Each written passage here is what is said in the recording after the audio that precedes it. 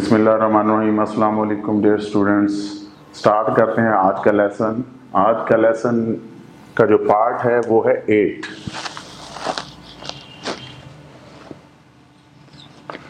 तो आज का जो पहला वर्ड है वो है 104 हुई। वर्ब के तौर पे हुई। हुई हुई का मतलब है गो बैक, वापस जाना। 我8点回家。我8点回家。我8点回家。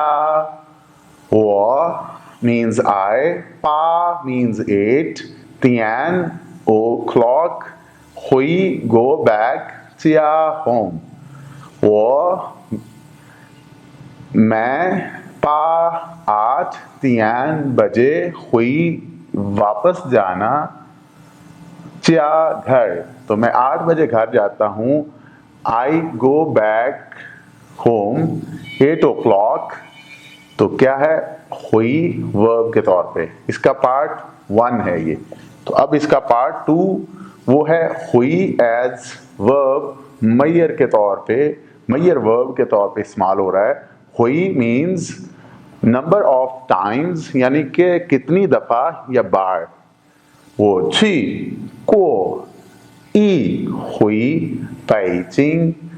वो छी को ई हुई पेइजिंग। वो छी को ई हुई पेइजिंग। वो आई छी go को past means go mean went, go छी को went, छी को ई once हुई, ई हुई once पेइजिंग पेकिंग। वो मैं छी गया, को गया था, गया हूँ। ई हुई एक बार या एक दफा, पेइजिंग बीजिंग। तो मैं एक दफा बीजिंग गया हूँ। वो छी को ई हुई पेइजिंग। डियर स्टूडेंट्स, याद रखें ये है सेकंड टोन के साथ हुई। अब हम जो पढ़ने जा रहे हैं 105, ये 104 था। 105 ये है फॉलिंग टोन के साथ, और इसके दो हिस्से हैं। इसके दो हिस्से 104 के और 105 के 3 हिस्से हैं, पार्ट 1, 2 और 3। तो इस तरह के हम 3 डिफरेंट सेंटेंसेस यहाँ पे बनाएंगे, जुमले। हुई एक्सिलरी वर्ब है, ऑक्सिलरी वर्ब। ऑक्सिलरी वर्ब हुई, हुई means can be capable of, सकना, सलाहियत या फिर जानना। वो हुई खाए छ, वो हुई खाए छ, वो हुई खाए छ। वो means I, हुई can, खाए drive, छ कार या व्हीकल। तो वो मैं हुई सकना खाए चला छ गाड़ी, तो मैं गाड़ी चला सकता हूँ। हुई अब वर्ब के तौर पे हुई use after a verb, resultative, capable of, मतलब के कर सकना या सलाहियत होना। यहाँ पे सलाहियत या सकना, यहाँ पे कर सकना वर्ब के तौर पे। 我学会了汉语，我学会了汉语，我学会了汉语，我 I 学 learn study 了 capable 汉语 Chinese language। वो मैं या मुझे श्वे पढ़ना या पढ़ सकना, ल